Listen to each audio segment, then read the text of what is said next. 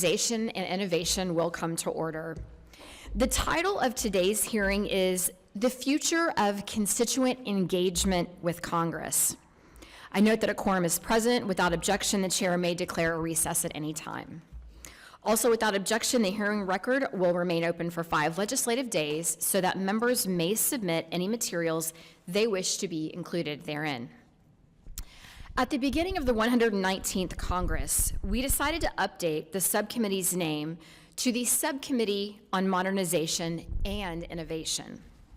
The behind-the-scenes work of closing out recommendations made by the Select Committee on Modernization continues, but we also need to look forward and determine how we can ensure that House technologies and systems continue to evolve instead of getting stuck in time. This is where innovation comes into play, is leaning into this work. For the past couple of months, we've worked closely with the CAO on a comprehensive plan to provide co-pilot licenses and targeted training to our House staff. As of today, 150 member offices have licenses, and in January, licenses will be available to every member, committee, leadership, and House Support Office. Integrating AI technologies into House operations is really a game-changing first step in making the House a more efficient and effective institution. Constituent engagement, the topic of today's hearing, is another area that's ripe for innovation. There are all kinds of innovative tools and technologies that we could be using right now, rather than scrambling to play catch-up later. Communicating with our constituents is absolutely essential for doing our jobs, the jobs we were elected to do. Assisting with casework, responding to questions, and explaining our positions on the issues of the day requires interacting with our constituents in effective and meaningful ways.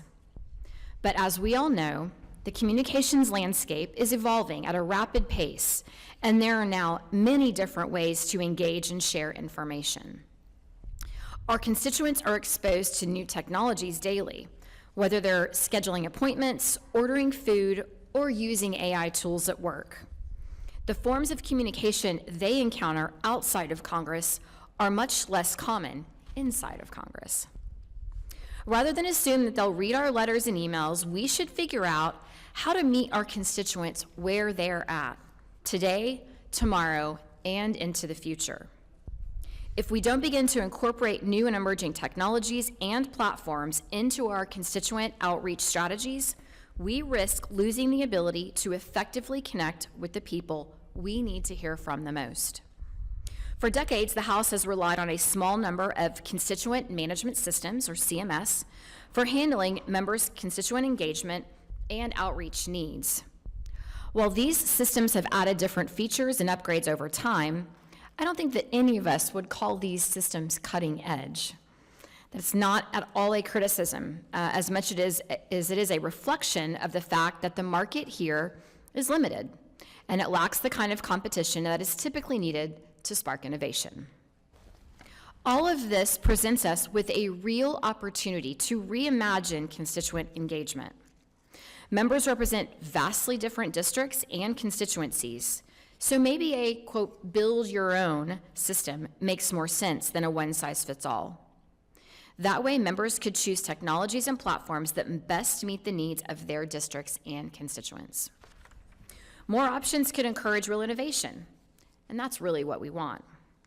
I'm looking forward to learning more about public views on the current and future states of constituent engagement, as well as what other countries and states are doing that is innovative and effective. The discussion today will help inform the subcommittee's exploration of how the House can innovate to improve how we connect with all of the people that we represent. I would now like to recognize Ranking Member Torres for the purpose of providing an opening statement.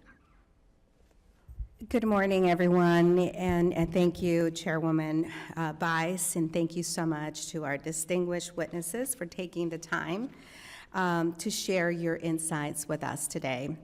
I'm glad to be here working together with my colleagues on these and experts on the most fundamental goals of an elected representative.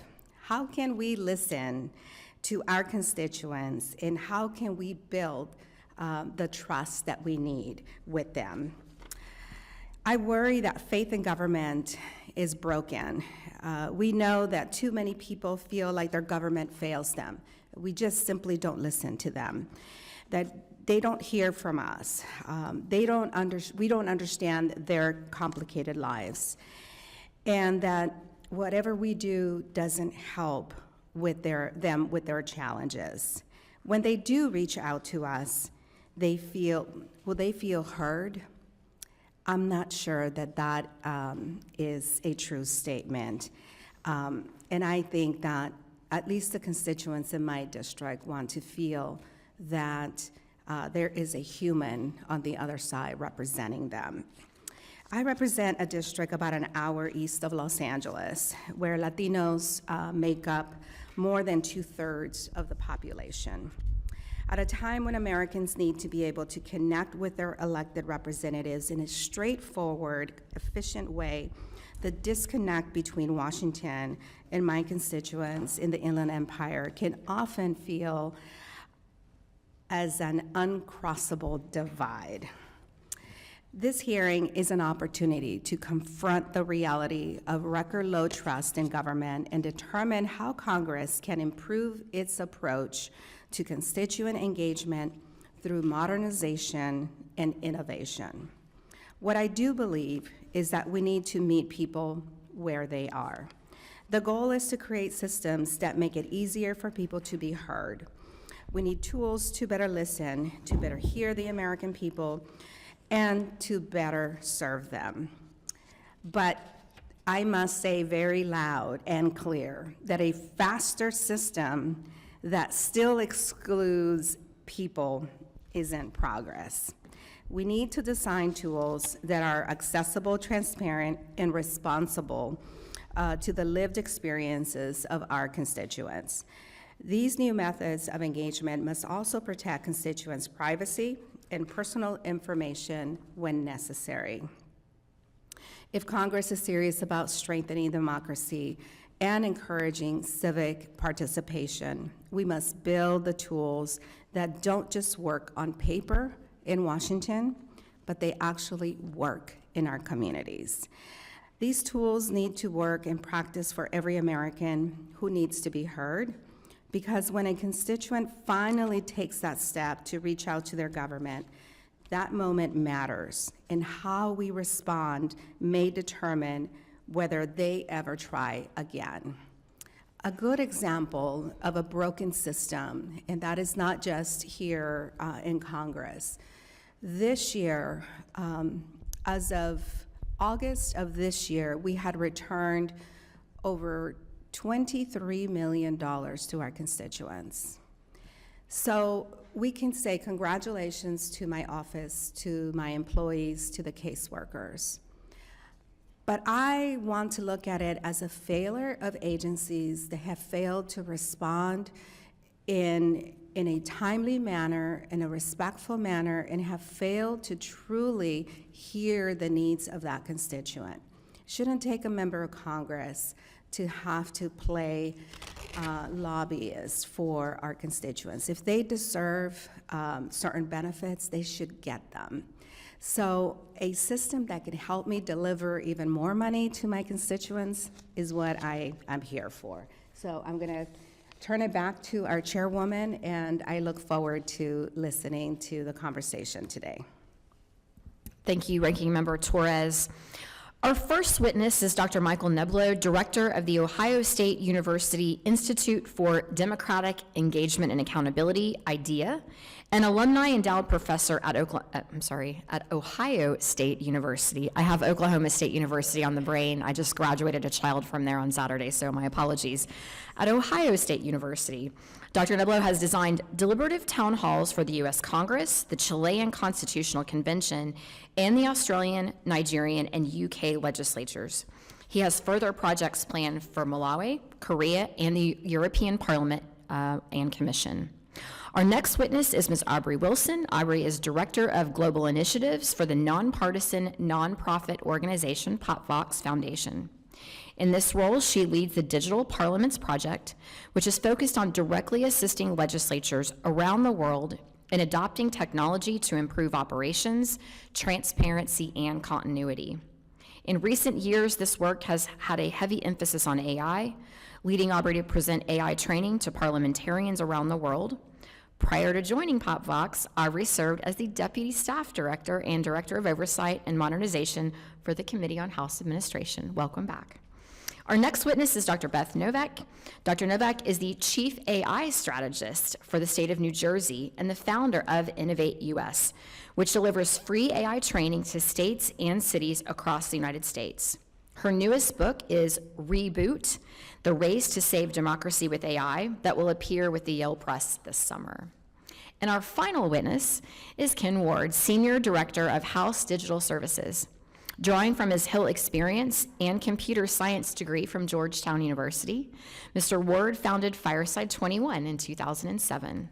He led the company for over a decade as it deployed a broad scope of constituent products still used by House offices today.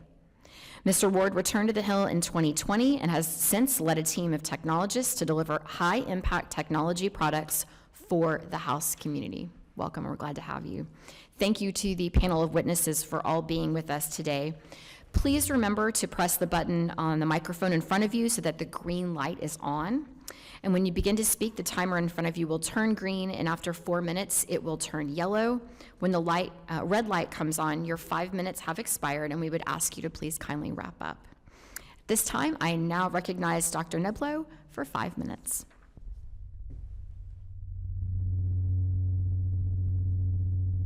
Chairwoman Vice, Ranking Member Torres, members of the committee, thank you for inviting me to speak today.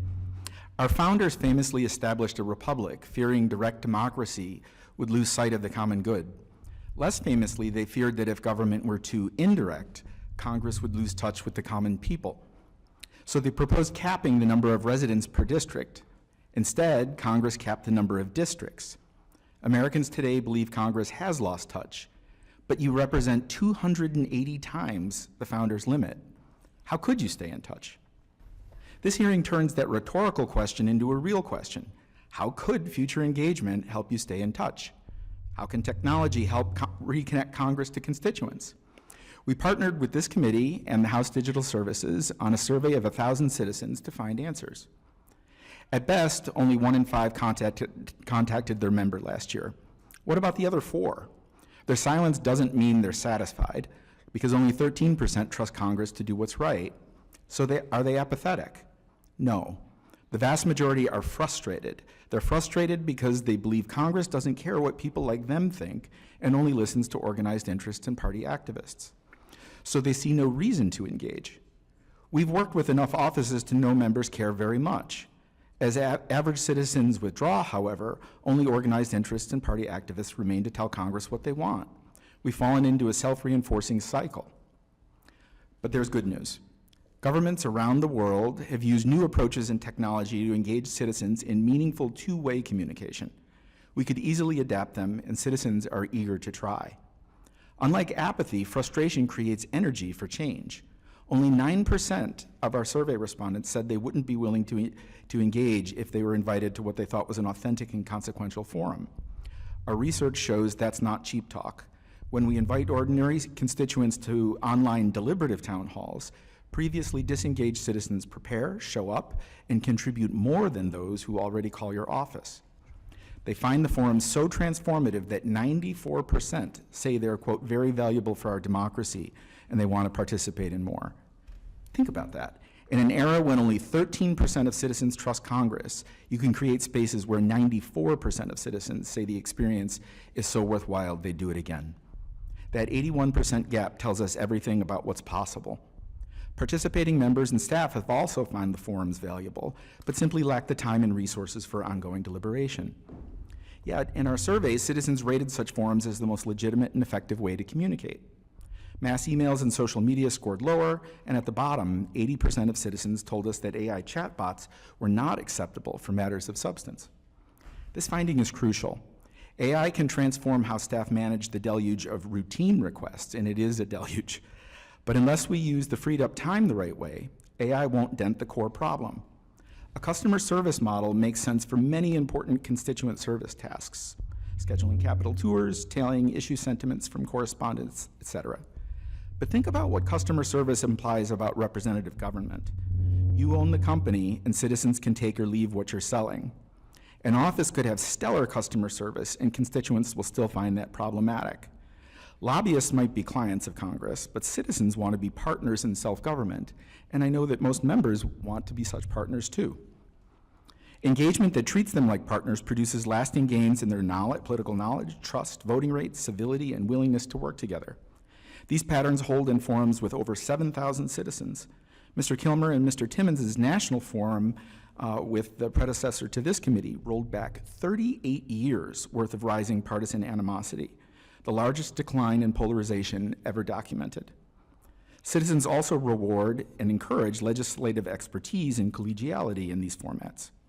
We've had similar success with official forums as part of the Chilean Constitutional Convention, the Good Friday Accords in Northern Ireland, and many others, with several more projects planned. Citizens are so frustrated with representative democracy that they're prepared to work around it through referenda and the like, and an alarming number are now willing to consider alternatives to democracy itself. But, like our founders, the vast majority would rather work with and through their representatives. That is, if we reimagine what that entails. I'm so grateful for this opportunity to testify because I believe the future of American democracy depends much more than we realize on the future of constituent engagement. The technology exists, the models are proven, your constituents are ready and waiting if you're ready to meet them. I know that all of us on this panel stand ready to help you do that. Thank you very much. Thank you, Dr. Nabilo. I now recognize Ms. Wilson for 5 minutes. Chairwoman Bice, Ranking Member Torres, and members of the subcommittee. Thank you for the opportunity to be part of today's hearing. I'm Aubrey Wilson, Director of Global Initiatives at Popbox Foundation, and as previously stated, a former House staffer who had the immense pleasure of working for the Committee on House Administration during the 117th and 118th Congresses. At Popbox, our mission is to help democratic institutions keep pace in a rapidly changing world. The majority of our team are prior congressional staffers, but our love for legislative institutions has expanded, leading us to work directly with parliaments around the world to transform their internal operations, helping them leapfrog from paper to cutting edge. Over the last 2 years, much of our work has focused on legislature's adoption of AI, specifically as it relates to improving internal operations. I've been asked to share international examples of how emerging technology is improving constituent engagement in ways that could benefit Congress. Chatbots represent one of the lowest hanging fruit. They are familiar to users, quickly deployable, and capable of providing 24/7 assistance regardless of users' age, language, or education level. Estonia has developed 2 AI legislative assistants for MPs and staff that search through parliamentary legislative databases to find information about current laws, legislative proposals, and amendments. While not currently public-facing, these chatbots are a model for how constituents might one day be able to interact with data on congress.gov to understand which bills have been introduced and how those laws may affect them. Estonia has also launched a public-facing chat interface through which citizens are able to access services across 18 agencies. Through this one point of service, they can file consumer complaints, apply for permits, renew ID cards, report car accidents, and even borrow library books. This vision of constituent engagement transcends the legislative branch by imagining government as an integrated service provider that could support individuals in navigating our complex ecosystem of federal agencies in any language at any time. Beyond streamlining access to information is enabling two-way interaction. Brazil's Ulysses suite empowers constituents to leave detailed remarks about legislation via online poll. AI then groups and analyzes this broad public input and presents it back to policymakers, giving constituents meaningful participation while equipping legislators with actionable insights. AI can also foster quality constituent interactions at scale. In 2024, Remesh, which is a US-based company, facilitated an AI-assisted community dialogue between the major social groups in Gaza. The insights from this were aggregated into informative data for international negotiators in the ongoing peace process. These examples, along with the additional ones included in my written testimony, show what is possible. They also demonstrate that legislatures do not have to accept the all too common public perception that they are slow to innovate. With 441 lawmakers with diverse backgrounds and expertise, the House is already witnessing the deployment of technology in new ways by members and staff to engage with their constituents. The Congressional Hackathon, House Digital Service, Modernization Initiatives Account, and Congressional Data Task Force exemplify the resources available that institutionalize innovation. The House has all the inspirational components it needs, but it must go beyond one-off initiatives by adopting a new way of doing things that allows ongoing experimentation, learning, and refinement. As the subcommittee evaluates next steps for institutional modernization, we encourage you to partner with the CAO to reform House IT procurement and introduce transparency. While few tools are built specifically for legislative use, a vibrant marketplace of tools that can be used in Congress exists. And as other institutions share open source models, the selection of customizable legislative tools will also expand. Members who identify promising tools need a clear pathway for institutional approval. This subcommittee, in partnership with the CAO, has a wide spectrum of potential approaches to support responsible innovation. For instance, the subcommittee can support the CAO in exploring new contracting vehicles. It can work with CAO to establish rapid pilot authorities and provide guardrails on low-risk, no or low-code experiments. It can champion innovative projects like House Digital Services' Amazing Data Lake and innovation sandboxes, where members can test new tools before institution-wide deployment. Together, additionally, the subcommittee and CAO must prioritize the establishment of robust but expedient cybersecurity review processes. A one-year authorization timelines for new tools is incompatible with two-year election cycles. Finally, building off of Catherine Spindor's legacy, the next CAO needs to be ready to work hand in hand with this subcommittee to usher in the next era of House innovation by identifying actionable solutions that empower members to pilot, experiment, and reimagine how new tools can serve constituents. Around the world, legislatures are experimenting with emerging technologies, deploying new tools, and learning from each other about new approaches to the future of constituent engagement. The House can benefit from this innovation, but only when it has adopted the internal processes to institutionalize new ways of doing things. Thank you for being leaders in this conversation, and I look forward to your questions. Thank you, Ms. Wilson. I now recognize Dr. Beth Novak for 5 minutes. There we go. Good. Chairwoman Bice, Ranking Member Torres, members of the subcommittee, thank you for the opportunity to testify today. It is precisely at this moment when Congress is most overworked, when the issues are getting ever more complex. The committee staff are roughly 40% smaller than they were in 1980. When the support agencies, CRS and GAO and CBO, they've shrunk 45% in the last generation. Public engagement at this point really can sound like an unreasonable burden. Frankly, it's hard enough to field more than 81 million calls coming into Congress every year from constituents. Historically, let's be realistic, meaningful participation has been too expensive. It's been too time-consuming, and it's really lacked the structures that has made public contributions useful for institutions. The web has made it easier for everybody to talk, but that doesn't mean it's made it easier for our institutions in our democracy to listen. But in the state of New Jersey, what we've learned is that pairing the right artificial intelligence tools today with a disciplined process, with the right design, can actually make it possible for government institutions both to serve residents better, to deliver services, but also to listen and to govern. Not only faster and more efficiently, but also more inclusively, even at scale. And there are two recommendations that are outstanding, 176 and 174 from this subcommittee that provide a practical starting point for what we might do and for that transformation. So 176 calls for exploring ways to solicit public input for committee hearings. Long before generative AI, Brazil's Senate, larger than our own, began inviting residents to submit questions for committee hearings, both by phone and on the web.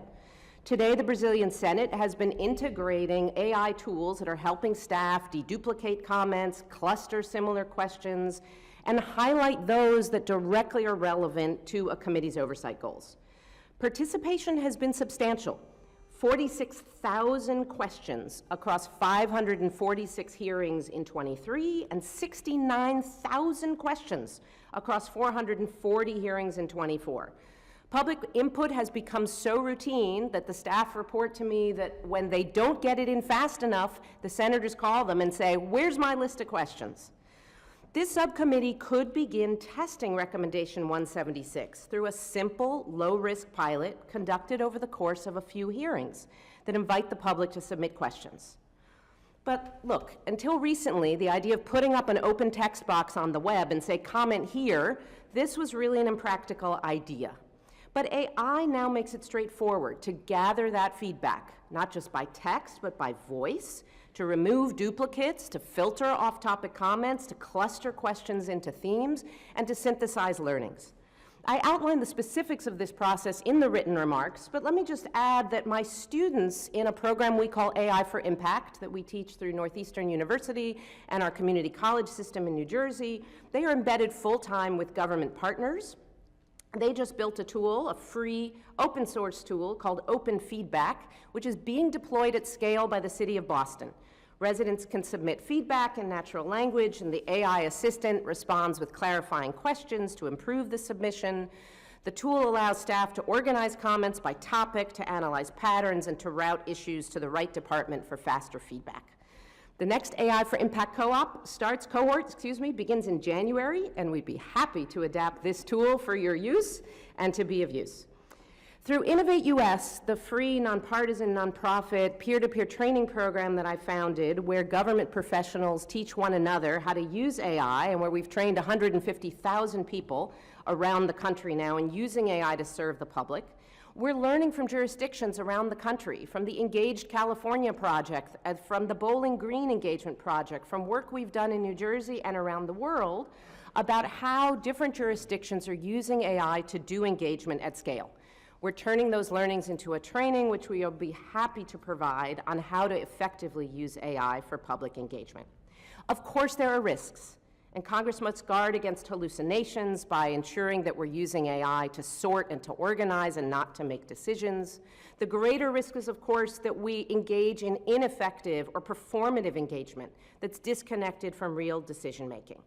But these pilots, create an opportunity, a practical and immediate way to tap the expertise and the lived and credentialed experience of the American public to strengthen lawmaking, to strengthen oversight, and to quote Michael, we all stand at the ready to assist. Thank you. Thank you, Dr. Novak. And just a bit of housekeeping, you probably heard the bells. House votes have been called. We will go ahead and finish opening statements along with the opening statement from Ranking Member Morelli of the full committee. And then we will take a brief pause for members to go vote, and then we will return. So at this time, I recognize Mr. Ward. You're recognized for 5 minutes. Good morning. Thank you for inviting the Chief Administrative Office to participate in today's hearing. I'm joined by our CAO, Catherine Spindor, our Chief Information Officer, Jamie Krotz, our Chief Digital Officer, Bob Barrett, and our Deputy Chief Information Security Officer, Addie Adeniji. Personally, I've spent my entire career in and around the legislative branch. I worked in a member office. I founded the citizen engagement software company Fireside 21, and I served as CEO for 10 years. And I spent the last 5 years here at the CAO and lead our House Digital Service. So I've had a front row seat to see how technology has changed and impacted member offices. The era dominated by landlines and letters is certainly over, and today's citizens and advocacy groups are already leveraging AI to reach and influence Congress. Here in the House, the CAO has been bringing new methodologies and technologies online: human-centered design practices, business automation, cloud integration, and responsible AI, just to name a few. These innovations bring new possibilities for our products and services, and today we are sharing a new vision to help members and their staff improve constituent engagement while continuing to ensure the privacy and security of this sensitive data. In the unique environment of the House, the nonpartisan CAO plays the role of both innovator and host when it comes to innovation. As an innovator, we build and maintain custom applications like the Communicating with Congress API, eDear Colleague System, HouseCal, Legidex, and Quill. And over the past several years, in large part because of this subcommittee and the previous Select Committee on Modernization, the House has advanced constituent-focused technology as well. We launched FlagTrack, which helps offices manage flag requests from constituents, and we are piloting Case Compass, an initiative to aggregate and analyze casework to help members better understand trends and conduct oversight of the executive branch. In our other role as host to innovation, the CAO facilitates access to commercial technologies like office productivity suites, photo and video editing software, collaboration tools, and correspondence management systems, the CMS systems your offices use daily. The current contract structure for CMS is designed so every member's constituent data resides within one of a few proprietary systems. And now this design is limiting our innovation because other vendors can't access your data to provide new or improved services. To be clear, we're not blaming CMS vendors. They are all operating within the framework that the House has required for several decades that ensures the protection of your data. However, with recent advancements in secure storage and computing technologies, the House can and should explore making changes that could spur members' access to more innovation, most notably by changing the way constituent data is stored and accessed. As you know, we've proposed creating a secure, House-controlled constituent data lake for each member that can be leveraged by multiple House and vendor applications if and as authorized by each member.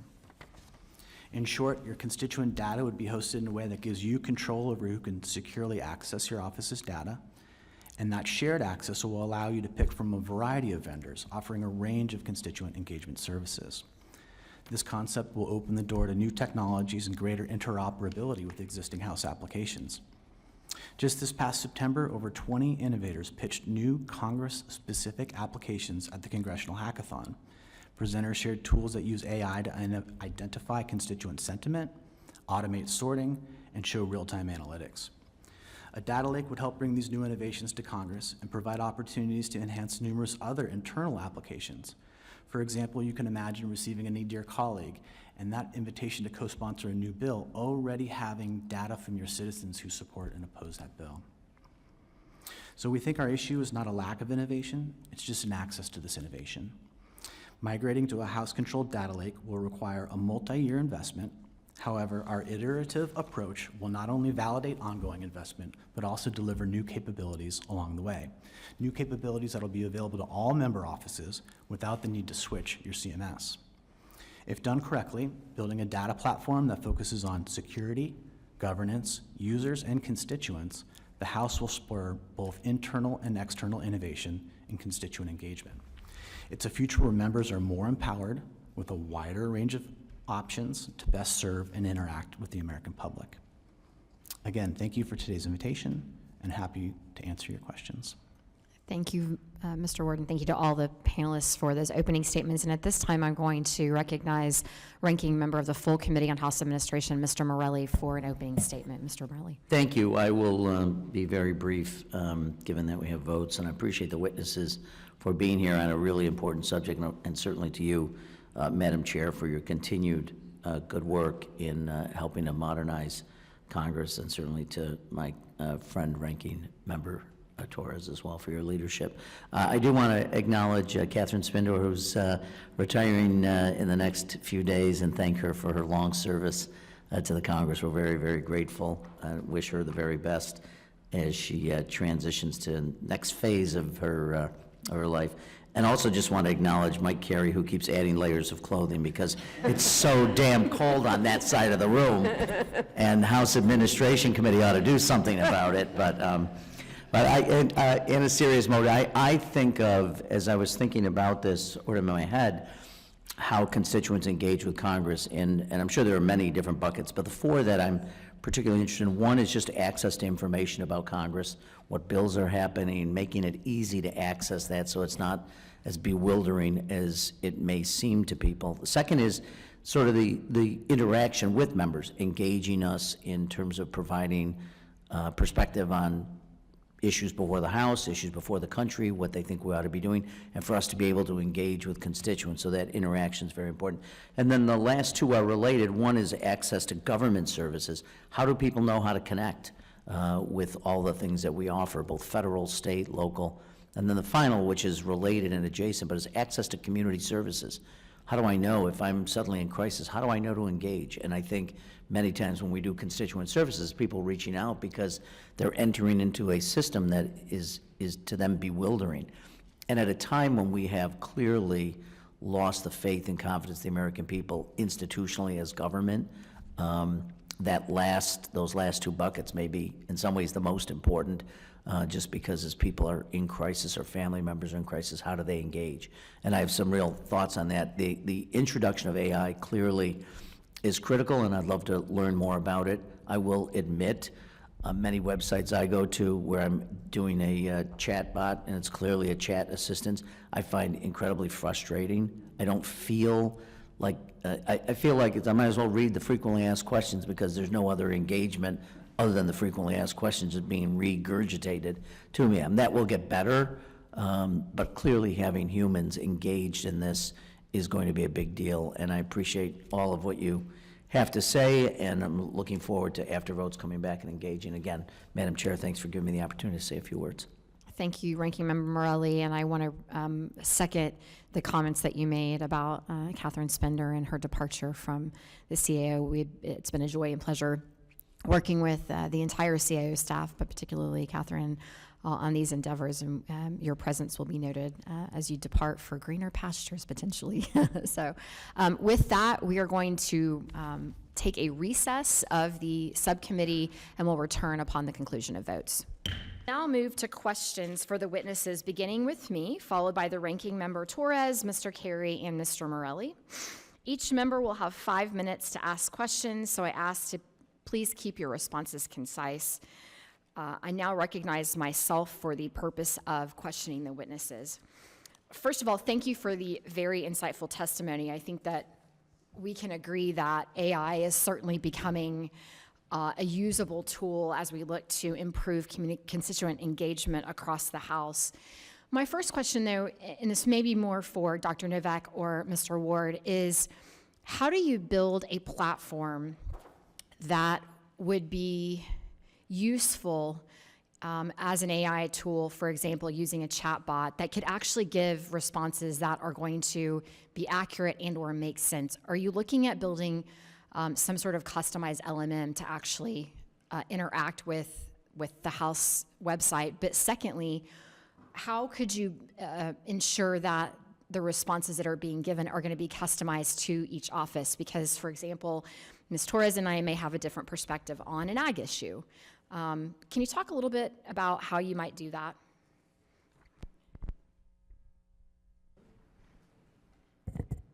No red light on my end.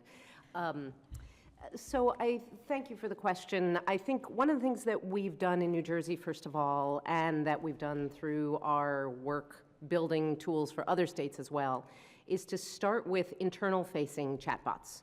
So I think it's really important to recognize that these tools are extremely good for synthesizing information, and that's what's made it possible to do things like train an AI tool on a specific corpus of documents. So that would mean a member could, and it's something, by the way, that together with PopVox, the AI for Impact program, built the first and tested the first chatbot for a member, where we loaded it with all of that member's position statements, bill drafts, et cetera. And then the tools are getting much better at restricting responses only to what is in that corpus of knowledge. So that's one way to avoid the hallucination problem, number one. Number two, internal-facing tools, so that what you're doing is giving staff a tool that they can use to quickly give answers to people. So in New Jersey, for example, we're not using chatbots to answer constituent calls. You're not getting a machine. What you're getting is a human who in turn has a good lookup tool on their end that's allowing them to synthesize a lot of information. So I think the best place to start is with those tools for the people answering the phone to make their jobs easier. But the tools are allowing us to get better, especially when you train them to restrict their answers to a specific corpus of knowledge. That's also what's allowed us in New Jersey to bring down the time it takes to answer a call from 40 minutes to now 3 minutes, and modernize all of our call centers using some of these practices. Fantastic. Would you like to add anything, Mr. Ward? Yeah, I would just echo that. I think we have a lot of opportunities here internally for those chatbots. So there's a use case where staff is trying to find House operational information that could be on HouseNet. There's the data that is private to your office, that could be a different chatbot. There's data in your CMS, that could be a separate chatbot. And so it's just about structuring data the right way to enable those services. Perfect, thank you. Dr. Neblo, I'm going to pivot to you. Your testimony highlighted the mismatch between public frustration and Congress's current engagement methods. What specific institutional reforms would help bridge this gap and make constituent input more actionable for members? Thank you. It's a great question. At the Institute so far, we've had a relatively small set that we've implemented and have hard evidence on. And I try to follow a kind of political science Hippocratic oath. So I'll separate a little bit between what I have firsthand, scientific evidence about, and then some other ideas that we don't have as much backing on. But deliberative town halls, we have done, I forget how many now, and none have gone badly. There's some Define gone badly. Okay, define. That's a great question. In no case has a member not gained trust approval. Voting for the member rates. Now, in some cases, it's small. In other cases, it's eye-popping. So gone wrong would be the member stuck their neck out, tried something new, and it hurt them in the eyes of their constituents. That's how I would define it. That has not happened once. How do you ensure with a particular platform that you're utilizing, are you able to ensure that the individuals that you're connecting with are constituents of that particular member? Yeah, that's one of the really nice things about doing the online town halls and doing them by invitation. In principle, somebody that we give the invitation to and have the verified link could give it to somebody else, but not be on at the same time themselves, right? So there is a little shadow of a possibility once in a while, but we have reason to think that we're talking about tiny numbers, maybe no one on that.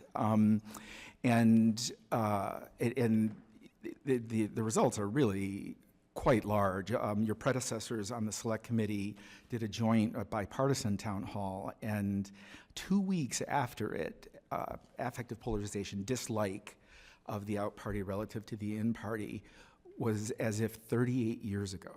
38, I mean, over 100 studies have been published trying to lower affective polarization. This is the largest one, and most of the other large ones, you can't talk about politics. We need to learn how to talk about politics, right? Thank you very much, Dr. Miller. Appreciate that. I'll now recognize the ranking member, Ms. Torres, for 5 minutes. Thank you. Again, I'm really excited to hear more about this developing technology. Certainly, the in-person town halls have caused a lot of security concerns. They require law enforcement presence, security presence, not just for the member, but for the attendees. So to be able to have a conversation with constituents, for me, has been a lot more work, because that means that we have to limit information to maybe 120 people in a smaller setting, or we do a lot more roundtable discussions with 30, 40 people, versus doing a town hall that can bring in, 400 to 600 people. So I look forward to continuing to hear more about that. On the issue of securing data, I think you and I talked a little bit, Mr. Ward, about some of my concerns that I have. We have a lot of casework that is open. Some of it is 10 years old. It takes that long to get some of the cases completed.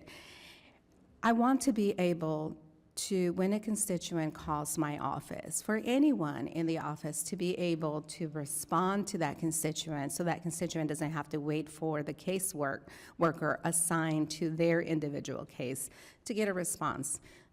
We're still researching your information. We're still waiting for the agency to reply to us. We can't check back in for another 3 or 4 days. But how do I ensure that anyone who answers the call in my office, in any one of my offices, and many times they're interns answering the phone, has some data available that they can immediately respond to that caller, but not be able to see specific data such as the Social Security or identifiable information for that constituent?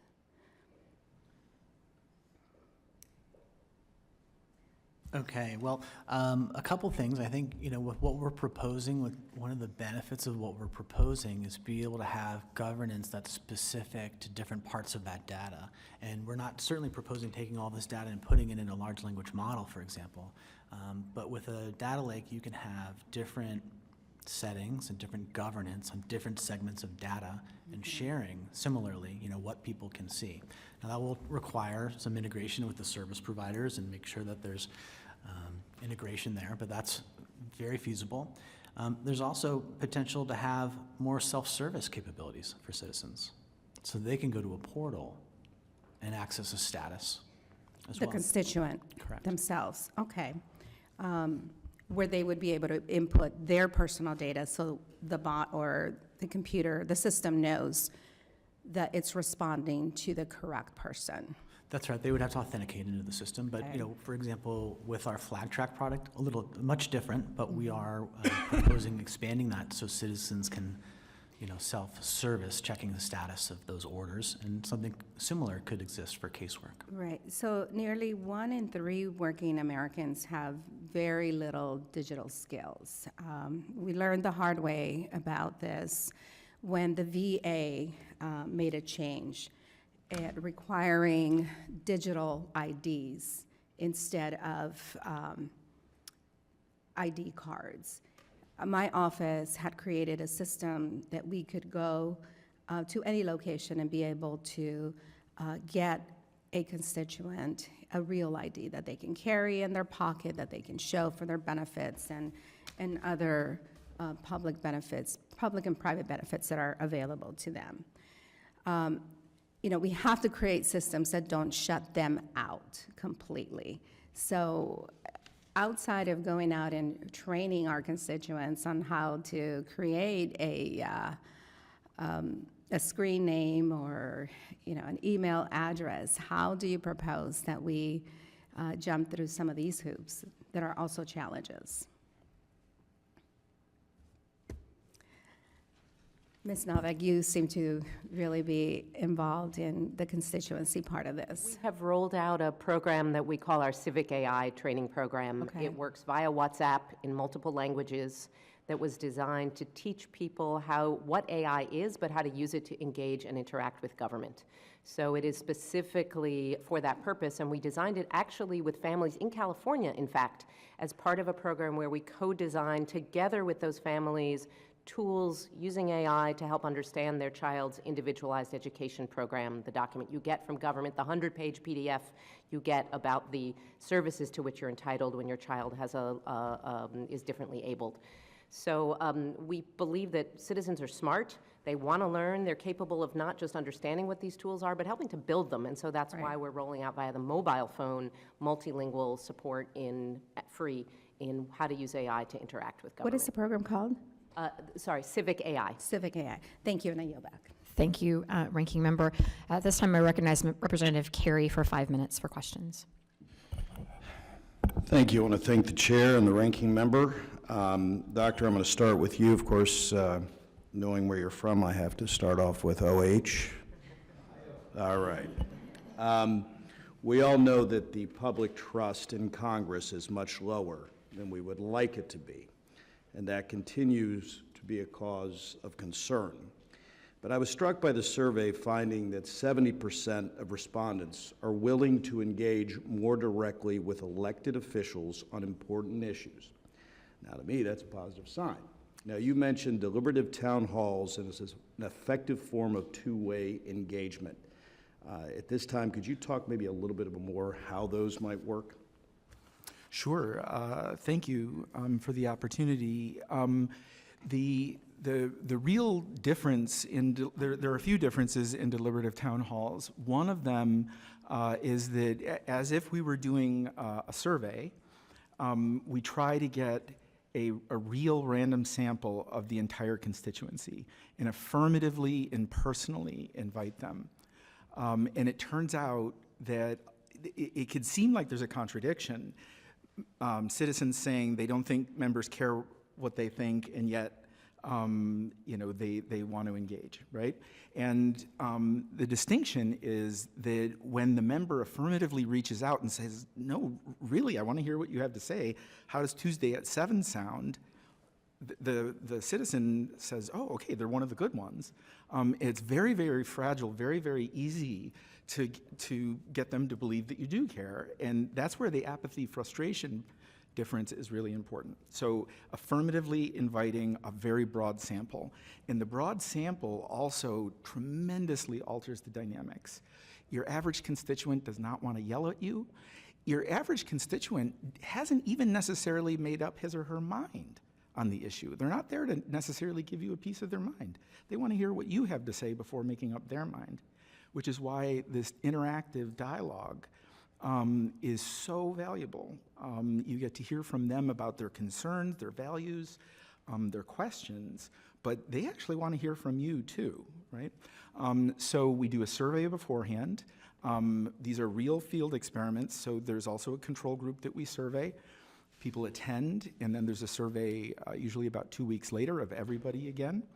The forums are online on a secure platform. We're building a bespoke platform that's very, very easy to use. Will be linked to the 14 most spoken languages in the United States. My grandfather was illiterate, so we have oral versions. We have real-time captioning for the hearing impaired. So we're very serious about trying to really, any enfranchised citizen should be able to talk to their member of Congress. And I appreciate that, and I'm going to be cutting short on time here. Now, there is, of course, I mean, you've seen this, you've all seen this in the press, there's a real concern about member safety. I think that we on this committee, on House Admin, work very hard to increase the security budget of most of our members. Like many members, we've had death threats, so we now have to have a security detail, which we never thought we'd have to have before. In the two-way communication forums, are there effective ways, and I know you only have a minute, to take down the temperature from the onset of those forums? That's really one of the most extraordinary things that we found, is that when you get a random sample, as I said, your average constituent does not want to yell at you. They don't want to throw bombs. Very quickly, we had a provision in the very first study we did, an NSF-funded project, built these. And if a question or comment was considered abusive, inciting, or vulgar, we had to pull it out. Over 1,400 questions submitted in the first round that we did. Zero, not once, did we have to pull it out. That tells you the difference of the people who are the frequent flyers, and some of them are great. They're active citizens. We've got to represent them too, or you have to represent them too. But the random sampling helps a lot. Online helps a lot. Moderation helps a lot. And they look around, even people who might be inclined look around, and their fellow citizens are being civil and behaving, or the members are treating each other with dignity. I'm sorry. Doctor, I want to thank you for your time. Chair, with that, I yield back. Thank you, Mr. Carey. And at this time, we do have time for a second round of questions, so I will recognize myself for an additional 5 minutes of questions. Ms. Wilson, I want to direct this to you. You've worked with legislatures around the world. What lessons from global experiments with AI do you think that Congress is uniquely positioned to maybe adopt? All right, thank you so much for these questions. I will start by saying that our work with international legislatures has actually been an extremely eye-opening experience, especially as a prior congressional staffer. I think that I took for granted the incredibly robust IT infrastructure and all of the benefits of that this body has. And I think that that's in itself a lesson to learn from. With a lot of the legislatures that we work with, the way that they're implementing AI is to rapidly modernize their internal processes in the practice of just digitizing documents, making data accessible, accessible, getting up-to-date websites, things that we really do take for granted, I think, as a U.S. Congress. But that really, I think, showcases that the fact that the U.S. Congress already has such a strong IT foundation lets you kind of build on top of that. So while other countries are using AI to kind of build that foundation, we actually have the ability to experiment and to be the people who design the future of constituent engagement.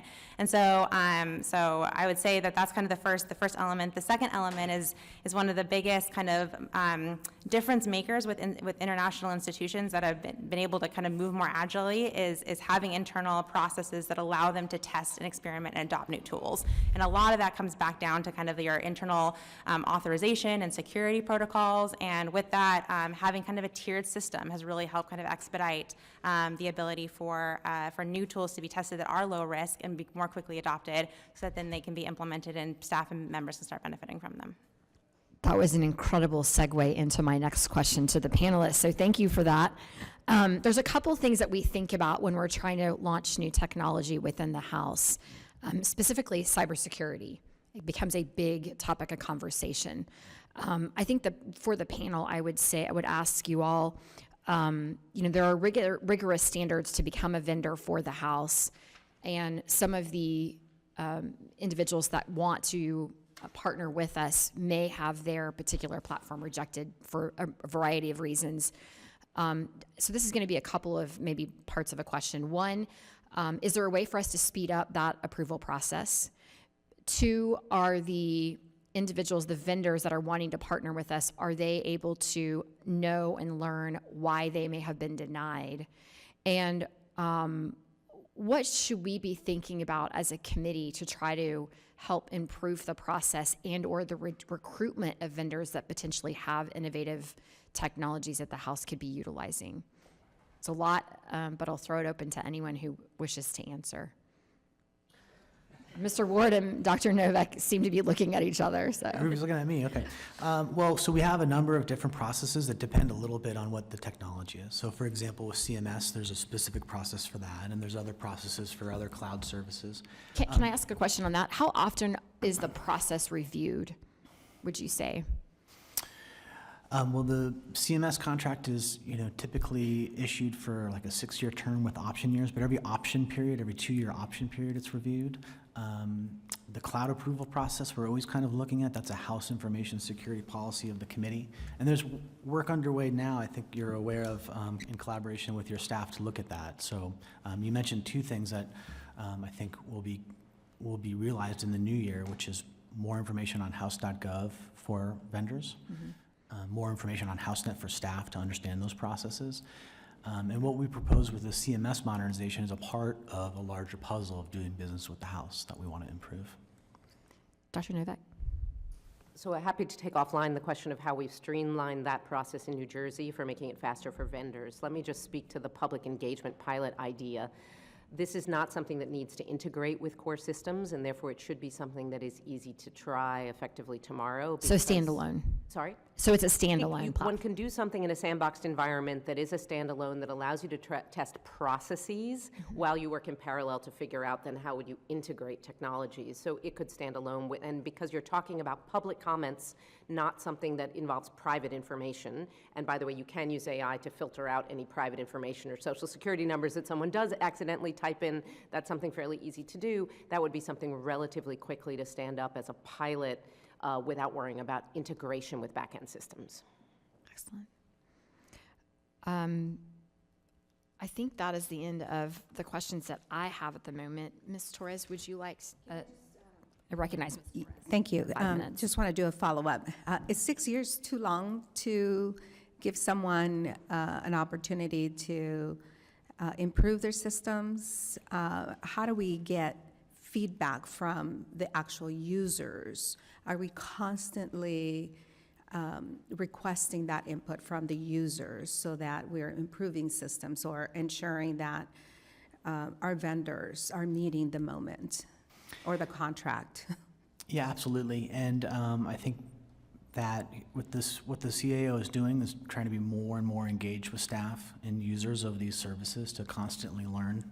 And what we're proposing is a response to that, to bring more options and more flexibility and more capability. Yeah, I just want to ensure that we are constantly asking for input from the users to ensure that we are utilizing the best applications out there for our needs. And everything that was said today sounds wonderful. We're really moving into a new digital world that would help us be a bit more responsive to our constituents. But all of that is only as good as the internet services that service our communities could withstand. And I can tell you that I chose the location of my district office to be directly across from an international airport, thinking, you know, it would be a great place to have the best Wi-Fi and the best internet services in this suburb. Unfortunately, that is not the case, and you know, we're constantly